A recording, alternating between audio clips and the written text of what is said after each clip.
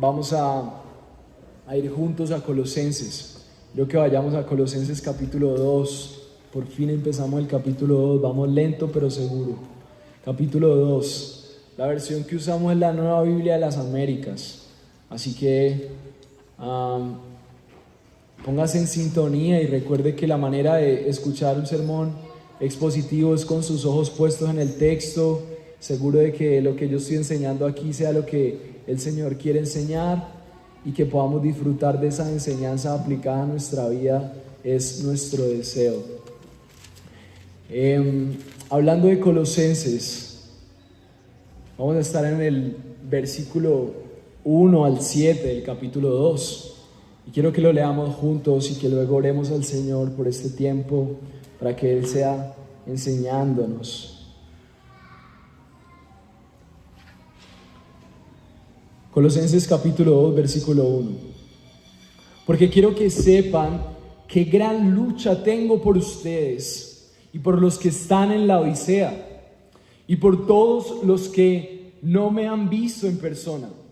Espero que con esto sean alentados sus corazones y unidos en amor, alcancen todas las riquezas que proceden de una plena seguridad de comprensión, resultando en un verdadero conocimiento del misterio de Dios, es decir, de Cristo, en quien están escondidos todos los tesoros de la sabiduría y del conocimiento. Esto lo digo para que nadie los engañe con razonamientos persuasivos, porque aunque estoy ausente en el cuerpo, sin embargo, estoy con ustedes en espíritu, regocijándome al ver su buena disciplina y la estabilidad de la fe de ustedes en Cristo. Esta es la palabra de Dios. Oremos, hermanos, para que esto pueda cumplir el propósito en nuestros corazones. Señor, qué bueno es saber que tu palabra hoy, un día más, va a enseñarnos verdades que tal vez nunca habíamos escuchado, Señor. O tal vez verdades que ya habíamos escuchado, pero que siguen siendo relevantes para nosotros hoy. Señor, cuando estamos expuestos al libro de Colosenses, a la carta a los Colosenses, estamos expuestos a la necesidad de evaluar si nuestro corazón ve tu reino y tu reinado y tu señorío como lo máximo, si la supremacía de Cristo es lo más importante para nosotros. Señor, necesitamos evaluarnos a la luz de la verdad de la supremacía de Cristo, pero no solamente evaluarnos, sino alentarnos a caminar hacia un camino más especial, y es donde tú eres supremo, en donde tú reinas en cada una de nuestras cosas.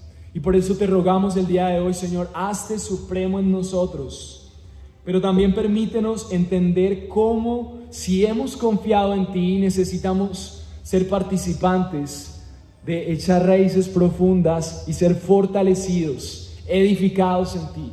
Ayúdanos, Señor, a poner en práctica esta verdad para nosotros el día de hoy y que tu palabra sea la que haga esta transformación en nosotros. Espíritu Santo, te lo pedimos en el nombre del Padre, del Hijo y del Espíritu Santo. Amén. Este texto va a tener algunas características. Al final, el centro del mensaje va a estar enfocado a lo que Pablo quiere enseñar a los colosenses aquí. Y lo que Pablo quiere enseñarle a los colosenses aquí está como final de esta porción. Pablo quiere que ellos puedan ver y vivir una vida firmemente arraigada. Está en el versículo 7, dice que Pablo desea que nosotros andemos en el versículo 6. En este caso Pablo está escribiendo a los colosenses y él está diciendo que él desea que ellos anden en él. Y en este tiempo vamos a entender qué significa andar en Cristo. ¿Qué significa andar en Cristo? Y Pablo nos expresa cómo en el versículo 7 dice: firmemente arraigados, edificados en Él y confirmados en su fe, tal como fueron instruidos, y rebosando de gratitud. Básicamente Pablo está usando estas palabras porque estas palabras eran palabras que ellos entendían en su contexto. Ellos podían responder muy bien a estas palabras porque ellos conocían qué significaban estas palabras. Pero al analizar este texto, al interpretarlo, me doy cuenta que lo que Pablo quiere de ellos es que ellos puedan ser fortalecidos. ellos puedan tener fe fortalecida, que ellos puedan tener un cristianismo fortalecido. Entonces, lo que quiere el Señor el día de hoy con este texto con nosotros es exactamente lo mismo. Es que si tú has recibido a Cristo, tú seas un cristiano que puede buscar ser fortalecido en Él. Que si tú no has recibido a Cristo, hoy puedas entender la importancia de recibirlo y después de recibirlo ser fortalecido. No es lo mismo tener una relación con Dios a tener una relación con Dios fuerte. Y hoy vamos a entender cómo estar fortalecidos, cómo tener una relación con Dios fuerte. Así que el sermón del día de hoy lo he denominado firmemente arraigados y edificados. El sermón del día de hoy significa cómo nosotros podamos estar firmemente arraigados y edificados en Cristo. Yo me acuerdo una anécdota de las que más marcó mi infancia. No sé si ustedes tienen de esas anécdotas que ustedes pueden recordar. En mi caso, yo lo recuerdo porque además de que está muy grabado en mi mente, está grabado en mi cabeza. Tengo una cicatriz bien grande aquí. Nosotros tuvimos una infancia muy activa en el barrio donde viven mis papás actualmente hoy, y teníamos un parque al frente de casa, y en ese parque habían árboles, y esos árboles eran los protagonistas de todas nuestras aventuras. Eran tan protagonistas que para nosotros los árboles no eran árboles, los árboles tenían nombres. Había uno que se llamaba Tarzán, y así habían diferentes nombres para los árboles. Y todos nuestros juegos giraban en torno a los árboles. El escondite era detrás de los árboles, teníamos que escalar, eran árboles. Y además de eso, Dios en su gracia nos dio árboles con lianas. Entonces el parque estaba lleno de árboles con lianas. Eso es un poco diferente y muy característico. El punto con estos árboles era que eran muy grandes, muy fuertes. Para nosotros era como ver algo muy grande. Éramos pequeños, éramos muy niños. Estos árboles todavía siguen ahí, no todos porque los han derribado. Pero esos árboles me acuerdan que en una de esas aventuras estaba yo tratando de escalar un árbol de estos. Y en esa escalada yo tenía la duda de si una de estas lianas, estaba yo con mis pies en el tronco y mis manos en una de estas lianas. Entonces yo estaba considerando si esa liana podía resistir, pero nosotros estábamos acostumbrados a que nos colgábamos de ahí, nos saltábamos de un lado a otro en ellas, salíamos impulsados y caíamos a otro lado, y ellas resistían. Pero yo sabía que la que había cogido no estaba tan fuerte, pero aún así yo confiaba en lo que esas lianas habían hecho en algún momento, y me subí, empecé a trepar, y más o menos ya cuando estaba a unos 4 metros caí con mi cabeza en una de esas raíces. Y los que han visto esos árboles, las raíces son bastante fuertes, son bastante grandes. Mi cabeza no se rajó, sino que los médicos decían que se había reventado. Entonces era una herida del impacto con una de esas raíces un poco diferente. Bueno, llegué a casa, el susto ahí de mi mamá, toda mi ropa estaba llena de sangre. Mi mejor amigo me despertó a cachetadas porque quedé inconsciente. Entonces me despertó, él todavía se jacta y dice: te salvé la vida, como a los 7 años. Y creo que es verdad, él estaba pendiente. Pero lo que me recuerda es que cuando llueve en días como hoy, en muchas de las calles de nuestra ciudad, que no está acostumbrada a la lluvia, a veces encontramos pedazos de árboles, ramas, y cuando llueve fuerte hay árboles en las calles. Y eso me lleva a pensar qué tan profundas son esas raíces. Seguramente no son como las raíces que reventaron mi cabeza. Esas raíces eran tan fuertes que un barrio pequeño giraba en torno de tal vez unas 3 cuadras, y habían casas al otro lado del parque, no eran al frente, pero esas casas y sus antejardines todavía estaban siendo levantadas por las raíces de los árboles que estaban más o menos a 50 metros. Esos árboles tienen unas raíces muy fuertes. Cuando los talan, tienen que talarlos y ponerles un líquido para que no vuelvan a crecer, porque por dentro están vivos. Lo que el Señor quiere de tu cristianismo es que tus raíces no solamente revienten cabezas, sino que esas raíces garanticen una vida tan estable que tú puedas estar seguro en medio de la tormenta, en medio de los engaños, y muy puntualmente en medio de lo persuasivo del contexto en el que vivimos.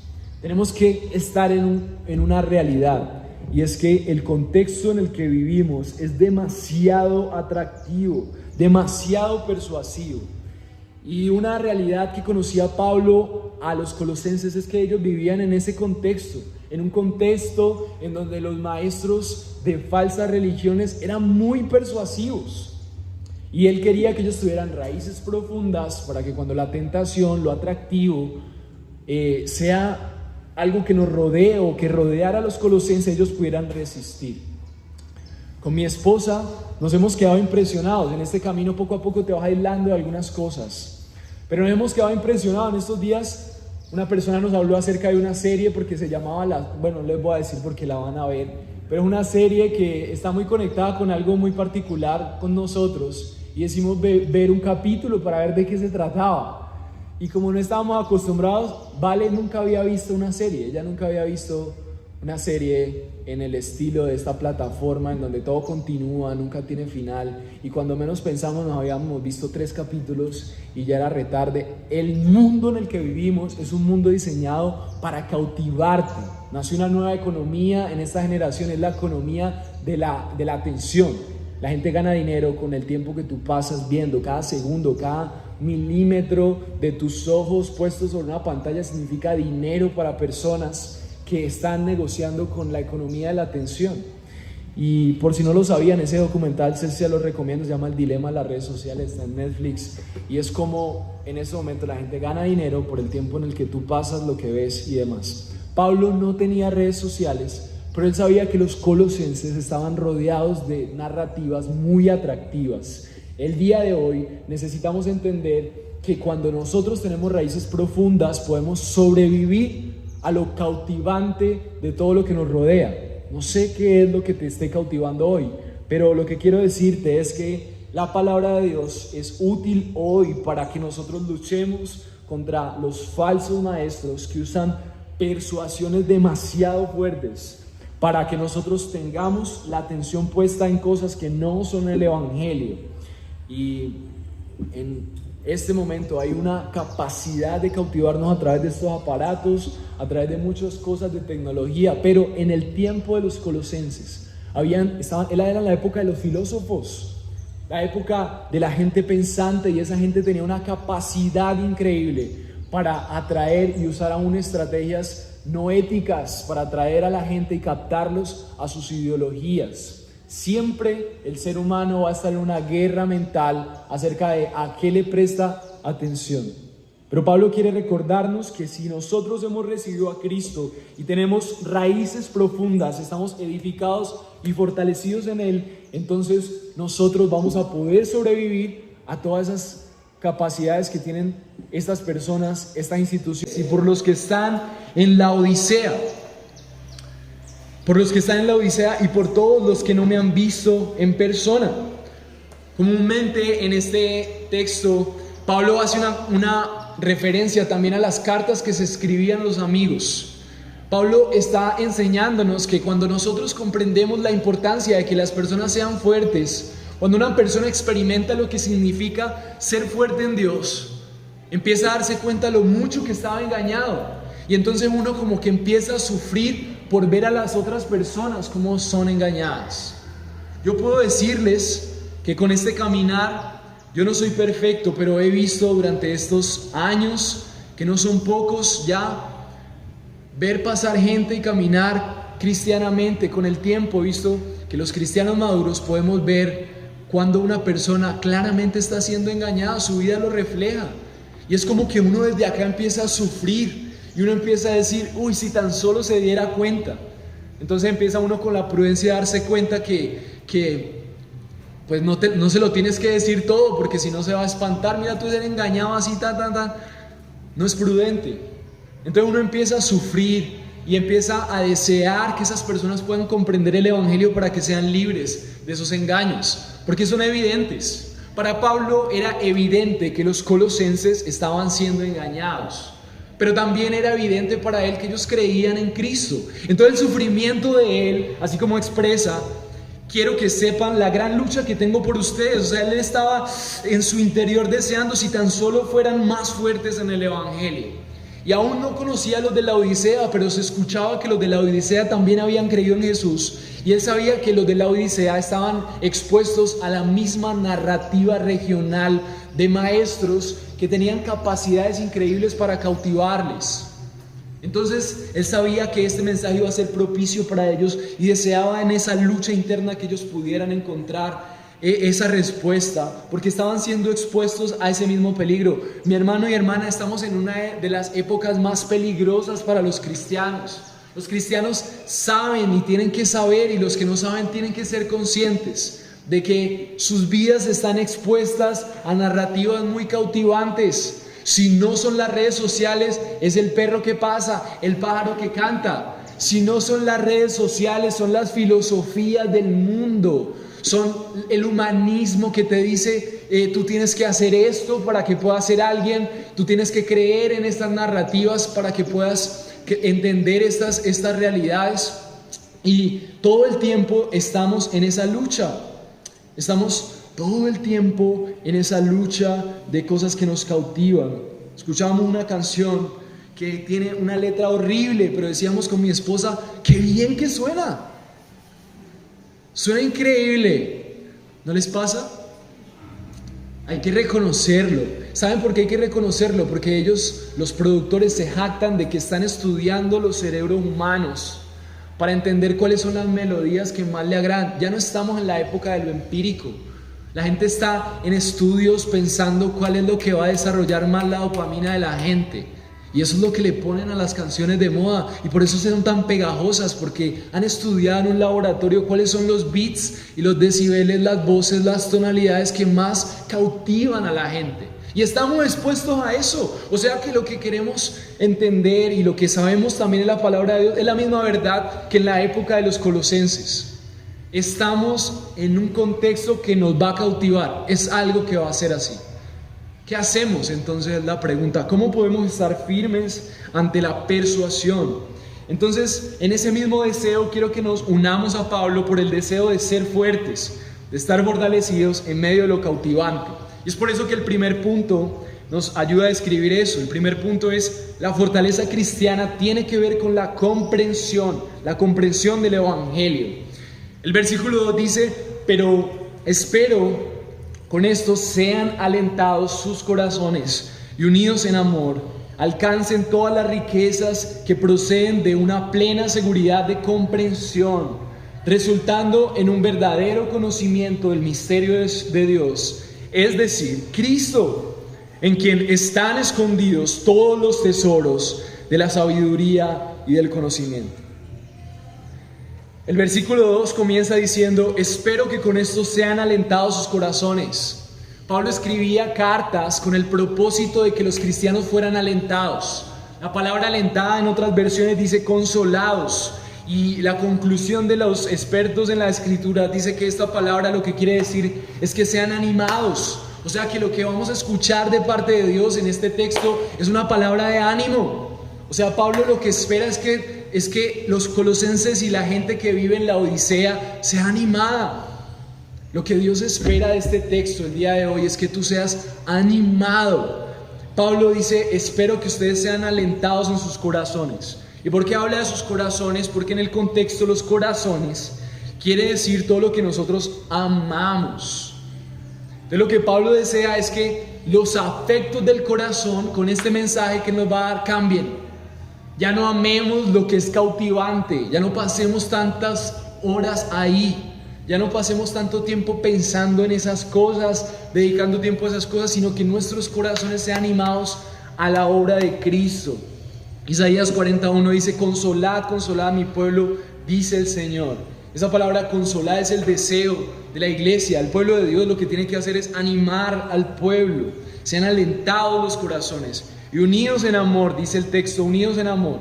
Y esa palabra en amor hace referencia a todo lo que Pablo nos ha explicado en la carta a los Colosenses. ¿Cuál es el ánimo que nosotros tenemos? Que Dios nos ha amado. O sea, si hay una evidencia de que nosotros podemos ser animados en el caminar cristiano, es que Dios nos ha mostrado claramente su amor. A través de Cristo el Señor nos ha mostrado cuánto nos ama al soportar el castigo por nosotros, al mostrarnos un camino hacia Él cuando éramos sus enemigos. Si hay algo que nos muestra el amor de Dios es la obra de Cristo.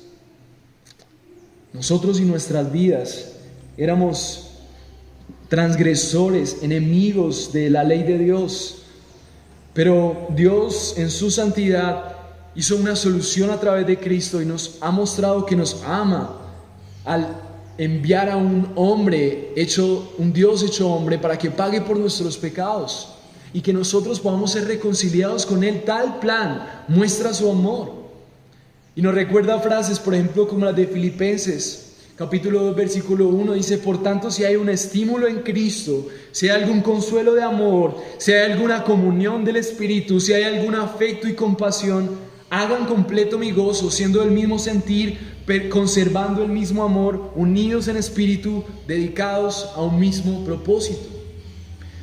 Pablo lo que expresa en estas cartas es que si hay algo que a ustedes les ha ayudado a entender que Dios les ama, entonces esa es la pista más importante para avanzar en esa carrera. Dios me ama.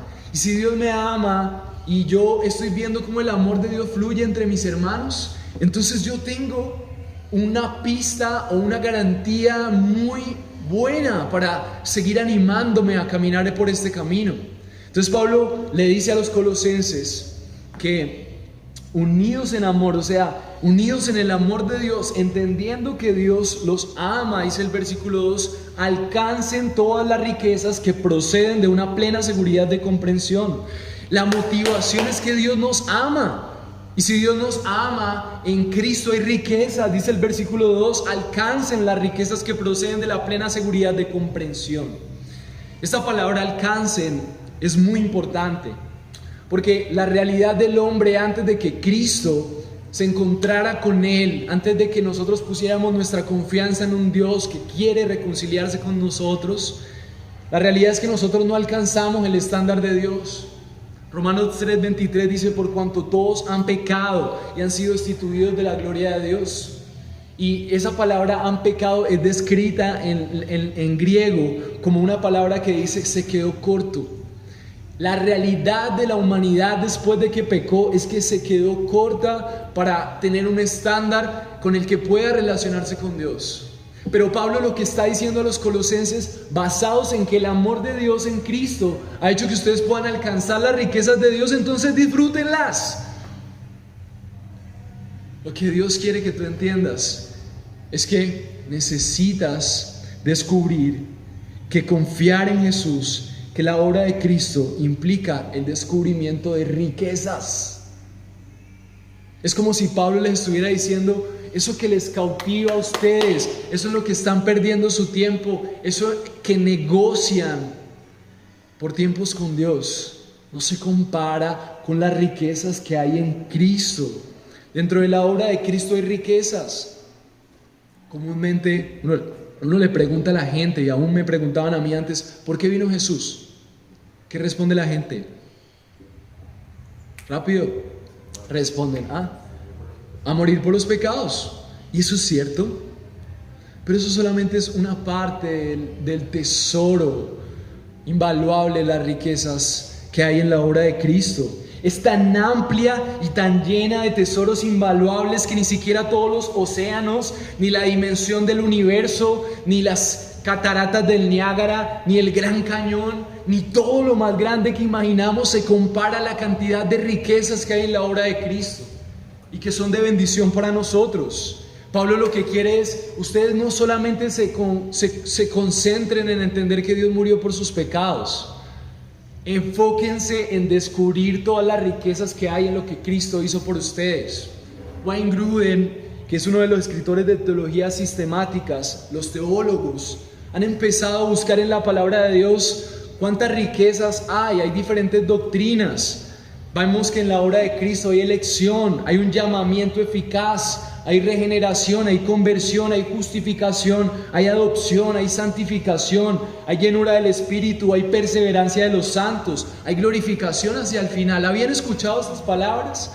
Seguramente sí. ¿Saben qué significan? Son las riquezas que hay en la obra de Cristo. Y lo que Dios quiere es que tú sepas que las riquezas de la obra de Cristo están ahí para ser descubiertas, no para todos, sino para los que han creído. Para los que han creído. Y por eso Pablo les alienta. Porque los cristianos andan de aquí para allá y parece que no disfrutan de este camino.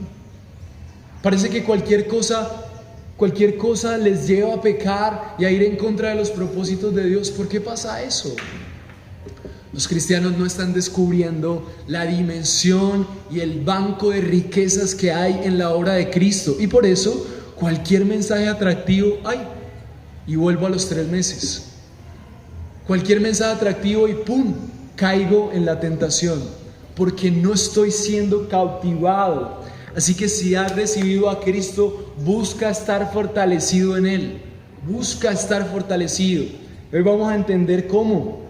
Jeremías 9:24 dice: más el que se gloríese en esto, que me entiende y me conoce, pues yo soy el Señor, que hago misericordia, derecho y justicia en la tierra, porque estas cosas me complazco, declara el Señor. ¿En qué se complace Dios? En que le conozcan.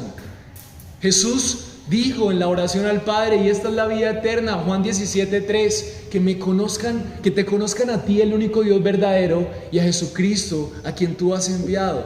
Esa es la vida eterna. La vida se trata de conocer a Jesús. Así que quiero que te preguntes esto. ¿Te has puesto a pensar por qué es tan importante para ti tu trabajo?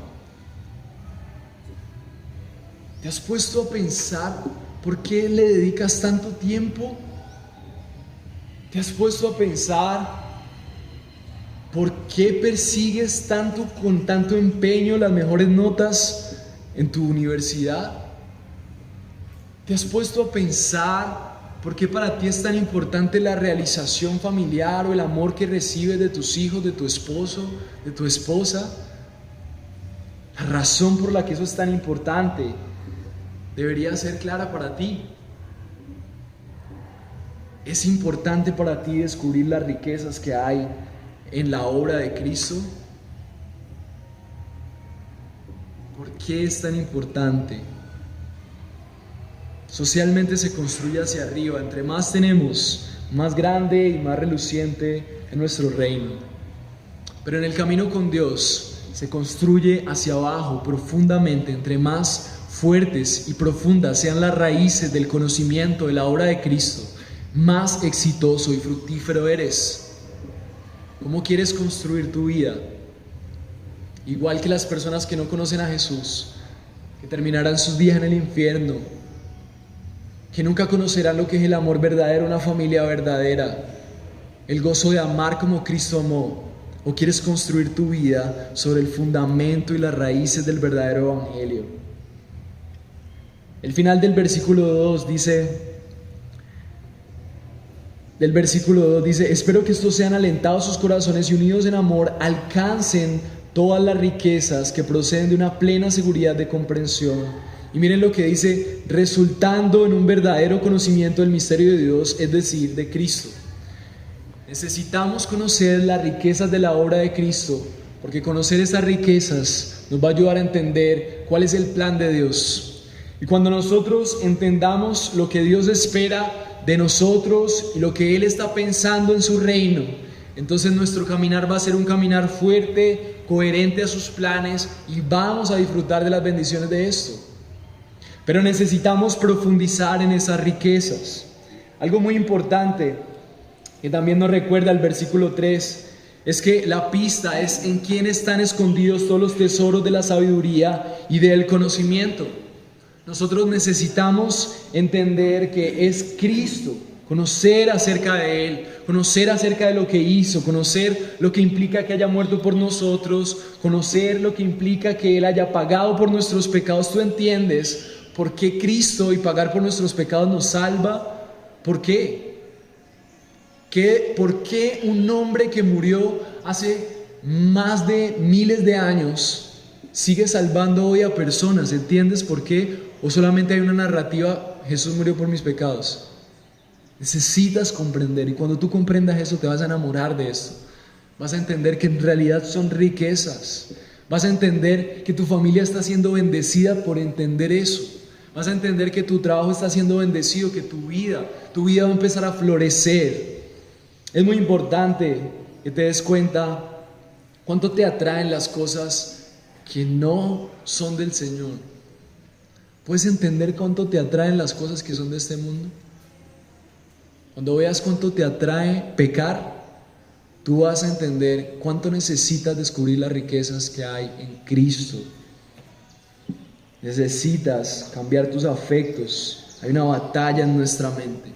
El punto 2 nos ayuda a resolver por qué es importante, por qué es determinante, por qué es de vida o muerte estar fortalecido en Cristo.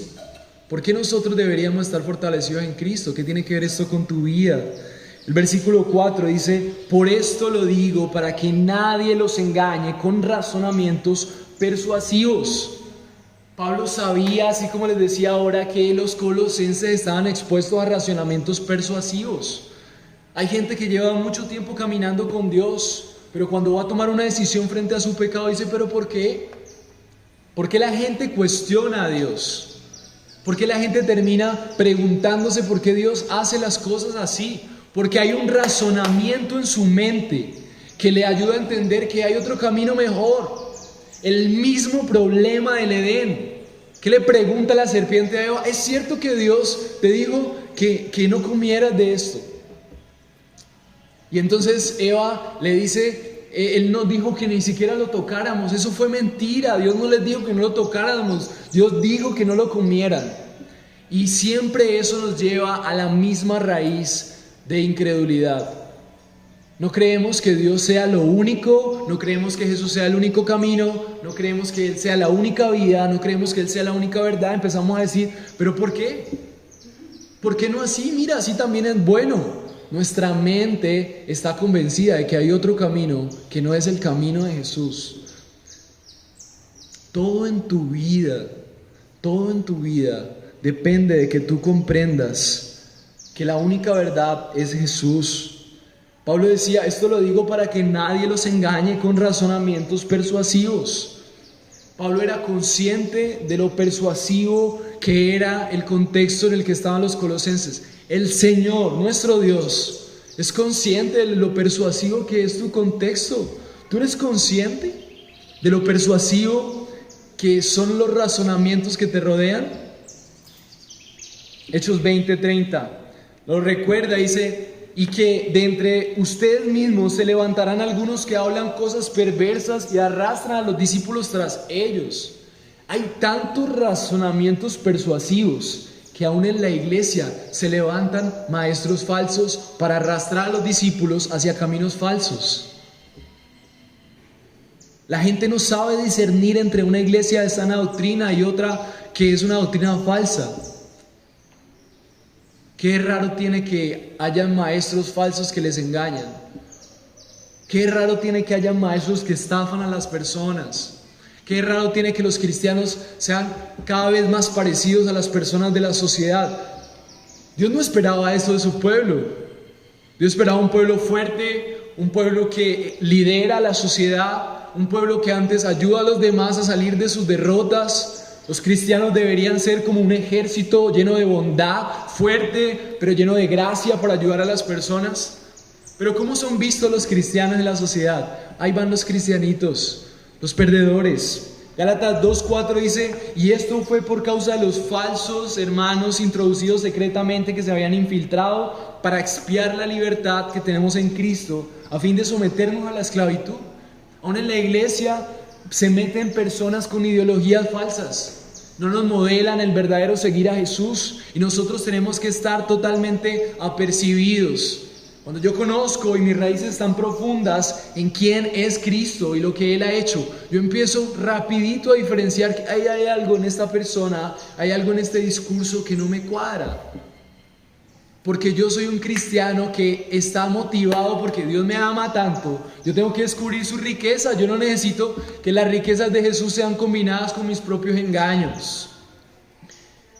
Puedes ver lo persuasivo del mundo que te lleva a todo menos a buscar las riquezas del Señor.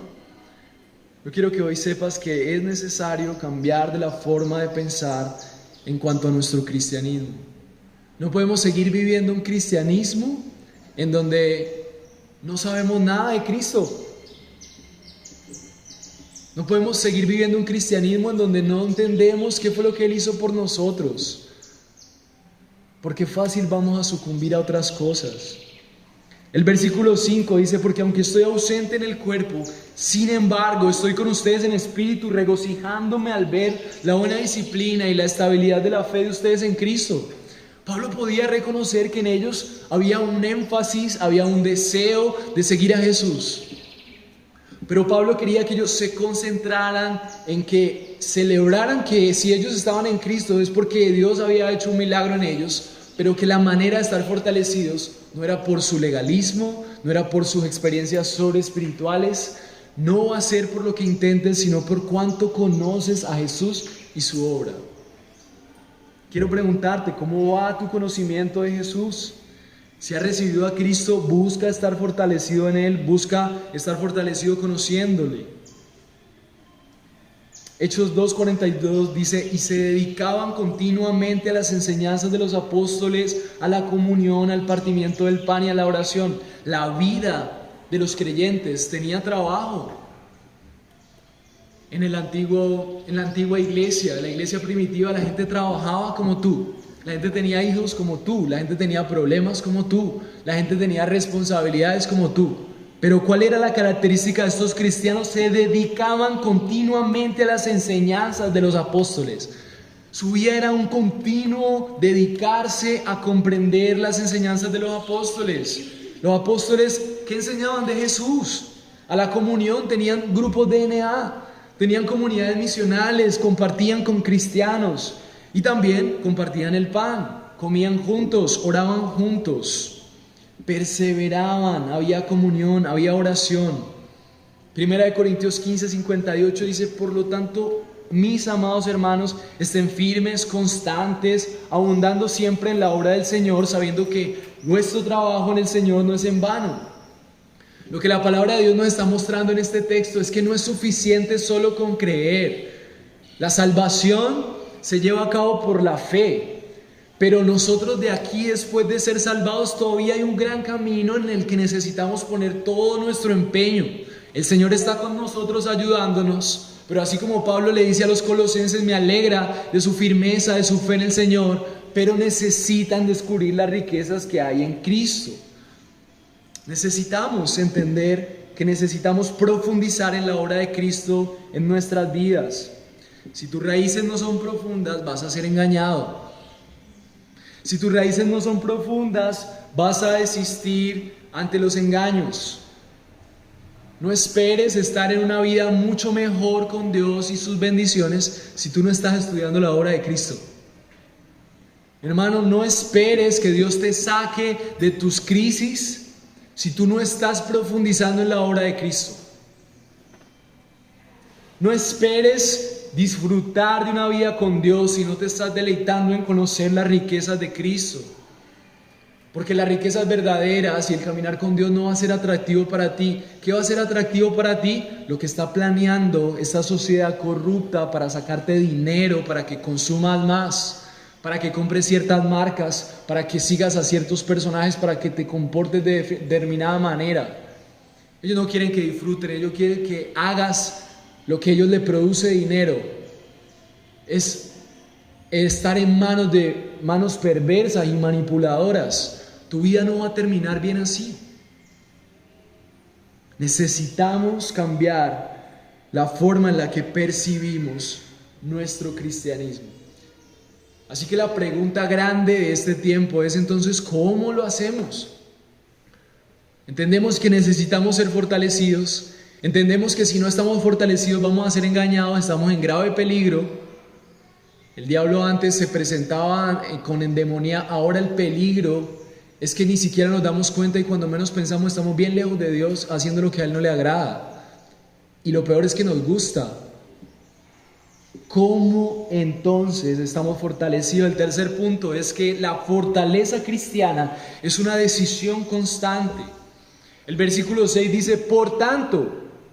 Entonces, todo lo que les he enseñado, lo que dice Pablo, la importancia de descubrir las riquezas en Cristo, la importancia de que sean fortalecidos porque si no van a ser engañados. Por tanto, Pablo a partir de este momento va a explicar cómo estar fortalecidos, arraigados y edificados en Cristo. Dice, por tanto, de manera que recibieron a Cristo Jesús el Señor, así anden en Él, firmemente arraigados y edificados en Él, confirmados en su fe, tal como fueron instruidos, rebosando de gratitud.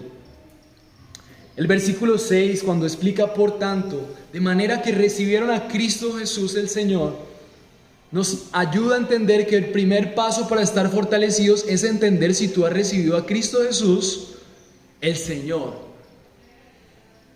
El primer paso para estar fortalecido es saber si tú has recibido a Cristo Jesús el Señor. ¿Por qué los apóstoles hablaban de Cristo Jesús el Señor? Porque cuando las personas hablaban del Señor, era una persona que tenía dominio sobre lo que fuera que era su terreno, su propiedad. Cuando tú crees en Jesús, tú te declaras como ese aquello en lo cual el Señor Jesús tiene total y absoluto dominio. ¿Cómo es la vida de alguien que sabe que tiene a alguien que tiene total dominio sobre su vida? Obediencia, deseo de agradarle, temor a fallarle, amor porque si es un Señor bueno como nuestro Señor Jesús hay amor por Él. Entonces, primero tienes que verificar si Jesús para ti es tu Señor. Jesús para ti puede ser tu maestro, Jesús para ti puede ser un gran ejemplo de moral, Jesús para ti puede ser un gran ejemplo de espiritualidad, Jesús para ti puede ser el que te ama cuando todo está mal, Jesús para ti puede ser un manual de vida. Mis hermanos, Jesús es todo eso, pero no es solo eso. Jesús es el Señor. Y cuando Jesús es el Señor, nosotros nos sometemos a su reino. Es lo que Él diga. Seguir a Jesús es ser su discípulo. Ser su discípulo es hacer lo que el líder dice que hagamos. ¿Es Jesús tu Señor? Tu vida evidencia cómo tú quieres obedecer al Señor, agradar al Señor. Isaías 53:11 dice que debido a la angustia de su alma, Él lo verá y quedará satisfecho. Por su conocimiento, el justo mi siervo justificará a muchos y cargará las iniquidades de ellos. La obra de Cristo hace que nosotros podamos conocer por primera vez a Jesús el Señor. Si tú no quieres obedecer a Jesús, pues muy probablemente Jesús no es tu Señor. Probablemente tú obedeces a Él en algunas cosas y hay un deseo por obedecerle. Seguramente está despertando una conciencia de que Jesús es el Señor. Está bien que tengas luchas, pero si tú nunca has estado interesado en abrir la palabra de Dios para que Jesús sea tu Señor, muy probablemente Jesús no es tu Señor. Si pasan meses largos en donde tú no buscas a Dios, es porque Jesús para ti no es tu Señor. Y es bueno que tú empieces de cero y te des cuenta que estás fuera del señorío de Cristo. No tienes una relación real con Él. Entonces Pablo lo que quiere que nosotros nos demos cuenta es que Jesús ha pagado el precio por nuestros pecados para que nosotros podamos conocer su justicia, su carácter. El versículo 6 dice que cuando nosotros hemos recibido a Jesús como nuestro Señor, lo directamente proporcional en el versículo 6 es que necesitamos andar en Él. Por tanto, de manera que recibieron a Cristo Jesús, así anden en Él. Necesitan ser coherentes con la fe que han puesto en Jesús. Si Jesús es nuestro Señor, yo hago lo que dice el Señor. La palabra andar es un caminar constante. Lo que Pablo quiere decirle a los colosenses es que ellos deben andar en Dios, andar en Cristo. ¿Y qué significa andar en Él? El versículo 7 nos lo explica. Firmemente arraigados, edificados en Él, confirmados en su fe, tal como fueron instruidos, rebosando en gratitud. 3 palabras claves aquí: arraigados, edificados y confirmados. Estas palabras comúnmente se usaban en el contexto, y en el contexto Dios siempre hablaba de su pueblo como una vid que tenía raíces profundas y que daba grandes frutos. Entonces Pablo le hablaba a los colosenses en un lenguaje que ellos podían entender. Ustedes necesitan estar nutridos por las verdades y los nutrientes que hacen que una vida cristiana sea fuerte. Entonces, primera característica, estar arraigados, enraizados. ¿Qué es lo que nutre tu vida? La palabra de Dios, o el tiempo que pasas en Instagram, las peleas y tu mente, tus ideas, haciéndote creer cosas que no son. ¿Qué nutre tu vida? ¿Cuándo fue la última vez que dedicaste a leer un libro que fortalece tus convicciones? ¿A quién le crees? ¿Qué nutre tu vida? No vas a ser fuerte si no tienes buenos nutrientes. Vas a ser como un niño débil. Mi hija, lo único que hace, ella nació baja de peso, en el límite del percentil del peso más bajito, para declararlo normal. Ella estuvo en el límite de lo normal. Mi hija lo único que hace es dormir y comer, dormir y comer, dormir y comer. Fuimos ayer donde el especialista, ha ganado peso. ¿Por qué? Porque se está alimentando. Tiene buen color, se está alimentando. Hermano, si tú no te estás alimentando, si tu vida cristiana no está recibiendo los nutrientes de la palabra de Dios, de buenos siervos de Dios que han estudiado la palabra para escribir libros que fortalecen a cristianos, tu cristianismo no va a tener un buen color. Vas a ser débil. Los engaños te van a llevar de aquí para... Dios es bueno, pero Dios quiere que tú le elijas y que busques estar fortalecido. Y en las bases de los nutrientes que recibes, sobre eso sigas construyendo. Eso es lo que quiere decir el texto cuando dice sean edificados en Él. Y cuando habla de Él es la palabra clave, porque Él es Cristo. Cristo vino a ser como el fundamento de cada cristiano. El cristiano actual tiene la ventaja de conocer a Cristo como el que le nutre. El cristiano actual tiene la ventaja de conocer a Cristo como el que le edifica, el que le fortalece. Su amor, su guía, su ejemplo, su poder en nosotros, su espíritu guiándonos, nos confirman en la fe. Yo necesito ser un cristiano que sabe que caminar en Cristo es lo mejor. A mí me pueden ofrecer cosas, ya me las han ofrecido. ¿Yo por qué no las elijo? ¿Porque yo sea bueno? No, porque yo ya me di cuenta que no hay otro lugar en donde yo pueda encontrar tanto amor, no hay otro lugar en donde yo pueda encontrar tanto futuro, tanta aceptación, tanta alegría, tanto gozo, tanta seguridad. Estoy confirmado, pero yo tengo que seguirme nutriendo, porque mañana se me olvidó. Tengo que seguirme edificando, porque las corrientes son fuertes. Tengo que seguirme confirmando porque las pruebas vienen más grandes cada vez. El Señor quiere gente fortalecida. ¿Cómo lo hacemos? ¿Cómo entonces en la práctica hacemos para edificarnos? Y aquí hemos usado la compilación de muchos maestros muy estudiosos que dicen que hay dos características para vivir en esta dinámica de estarme nutriendo, de estarme edificando y estarme confirmando. Y esas dinámicas son las que definen la santificación. Jesús nos salva por fe, pero nuestro camino de ahí en adelante depende de dos cosas. Cuánto nosotros entendemos lo pecadores que somos y cuánto nosotros entendemos el amor de Dios para responder a nuestra pecaminosidad. Los puritanos y los reformados definían la santificación como una operación bondadosa y continua que el Espíritu Santo está usando para llevar al pecador a la libertad, a la fortaleza, a la imagen de Dios, al gozo. Y entonces hay una manera de hacerlo. Segunda de Pedro 1:3 dice, pues su divino poder nos ha concedido todo lo que concierne a la vida y a la piedad mediante el verdadero conocimiento que nos llamó por su gloria y excelencia. Toda la palabra y el Nuevo Testamento dice que se trata de el verdadero conocimiento. Esto no es intelectual. Esto es desear espiritualmente ir a la palabra de Dios, a que Dios me hable. Entonces, ¿qué tenemos que hacer cuando vamos a la palabra de Dios? ¿Cuáles son esos dos elementos que tenemos en la teología para poder fortalecernos en Cristo? ¿Cuáles son esas dos cosas que protagonizan la santificación? Los puritanos decían que hay un ejercicio cristiano que se llama la mortificación del viejo hombre. La mortificación del viejo hombre es entender que cuando yo me enfrento a la palabra de Dios, lo que yo estoy buscando aquí es qué me está mostrando la Biblia que no corresponde a la nueva identidad en Cristo. Hay un viejo hombre que todavía sigue ahí, Y yo necesito decirle a ese viejo hombre que está lleno de avaricia, de dependencia emocional, debilidad sexual, de ira, de manipulación, que esa no es su identidad. Y recordar palabras como por ejemplo Romanos 6:6, sabiendo esto que el viejo hombre fue crucificado juntamente con él para que el cuerpo del pecado sea destruido a fin de que no sirvamos más al pecado. Entonces la mortificación del viejo hombre es reconocer que hay áreas en mi vida que necesitan llevar a la cruz.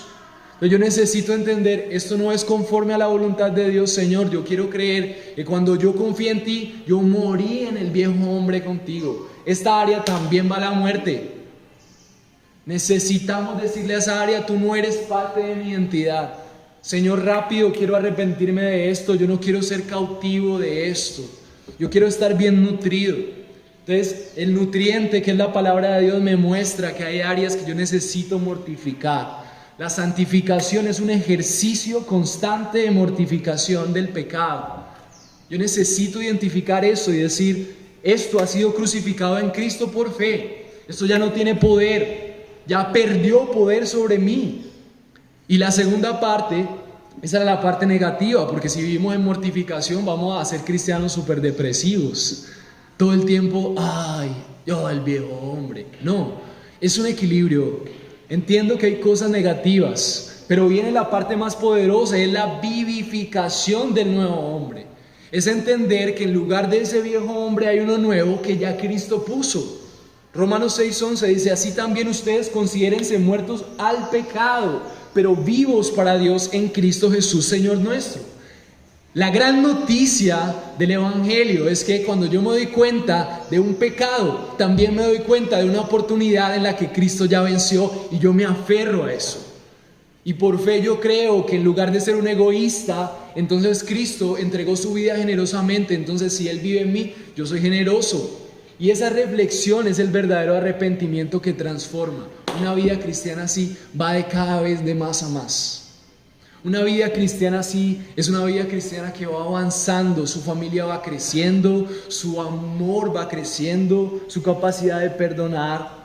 Yo necesito vivir en una santificación activa. Los cristianos viven en derrota porque no entienden que ellos son protagonistas en la santificación de la mano de Dios también. Entonces, ¿cómo somos fortalecidos? Necesitamos estar nutridos, necesitamos estar edificados y necesitamos estar confirmados. ¿Y cuáles son las dinámicas que nos van a ayudar? La mortificación del viejo hombre y la vivificación del nuevo hombre. El nutriente de la palabra de Dios me muestra siempre dos cosas: mi pecado, pero mi esperanza. Cuando yo soy edificado en Él y estoy aprendiendo nuevas cosas, siempre voy a aprender dos cosas: mi pecado y mi esperanza. Cuando yo soy confirmado en Dios y mi vida avanza en Él, yo siempre voy a aprender dos cosas: mi pecado y mi esperanza y mi poder en el Señor. Hay una palabra clave y es que la santificación no es perfeccionismo. Hay religiones, hay iglesias que enseñan que nosotros llegamos como un estado iluminado. Eso no va a pasar aquí mientras el Señor no regrese. Va a haber desafíos. Vamos a seguir viendo las consecuencias todavía del viejo hombre. Pero tampoco es como una excusa para que nunca veamos una evidencia de la santificación. Yo estoy activo, estoy mortificando. Esto que estoy viendo, el Espíritu Santo te va a decir, mira, es el viejo hombre, necesitamos llevarlo a la cruz. Tú vas en oración, Señor, quiero que esto muera, quiero entender que no hace parte de mi identidad, pero lo opuesto sí es. Entonces me encanta la vida cristiana porque es una vida de revolución. ¿Tienes problemas con tu control sexual? Entonces, Señor, eso no hace parte de mi identidad, lo crucifico. ¿Y cuál es mi identidad? Que Cristo vive en mí y Cristo se guardó para cumplir tu propósito y por eso yo me guardo. Tienes problemas con la ira, entonces tú le dices al Señor, Señor, tengo problemas con la ira, soy un impaciente y soluciono todas mis emociones derramando mi ira. Eso no es parte de mi identidad. Pero mi identidad es que Cristo fue paciente hasta la muerte, aun cuando le escupían y le injuriaban y le crucificaban, porque eso cumplió con el propósito de Dios. Había un propósito más noble que la ira, y era la la misericordia. Entonces el cristiano vivifica la misericordia y la gracia en él y por fe avanza. Y así con todas las áreas. ¿Habías escuchado de la mortificación? ¿Habías escuchado de la vivificación del nuevo hombre? Es de las doctrinas más antiguas de la vida cristiana. Tal vez necesitas leer más acerca de hombres fieles históricos. Tal vez necesitas buscar más de las verdades de Cristo y que ellas te nutran. Así que como conclusión, la fortaleza cristiana tiene que ver con la comprensión del Evangelio. Necesitas pasar tiempo en las Escrituras, necesitas entender más acerca de Jesús, lee libros que te lleven acerca de Jesús. Todo cristiano tiene que leer, todo cristiano está compartiendo a otros para recordarse las verdades que no necesita olvidar. Cuando tu vida está hablando a otros, tú recuerdas las verdades para ti mismo. La fortaleza cristiana impide el engaño. Tienes que estar consciente de que hay cosas que te atraen que no hacen parte de la vida con Dios, pero que si no estás fortalecido vas a sucumbir ante ellas. Y por último, la fortaleza cristiana es una decisión constante. Por eso evangelizamos, por eso hacemos grupos de DNA, por eso hacemos grupos de miembros, por eso hacemos todas estas actividades que nos ayudan a recordar quiénes somos. Somos llamados por Dios como su familia y somos enviados en misión como esa familia que le puede representar. Necesitamos renovar nuestra mente. Si has recibido a Cristo, necesitas buscar estar fortalecido en Él. Qué bueno que hoy puedas salir con ese deseo de vivir una santificación activa. ¿Qué te muestra el Señor que necesitas mortificar? ¿Qué te muestra el Señor que necesitas vivificar? Y qué bueno que si nunca has tenido la garantía de que Jesús es tu Señor, tu vida evidencia que te importa que Él manda, hoy también sea el día en donde tú dices: Señor, yo quiero vivir un camino real contigo. Y que le podamos entregar este mensaje al Señor. Y así como decía Pablo, respondamos con gozo, alentados. Señor, qué bueno es saber que me estás llamando a una vida de descubrir tus riquezas. Yo quiero saber. Que el Señor aumente nuestra hambre y sed de Él.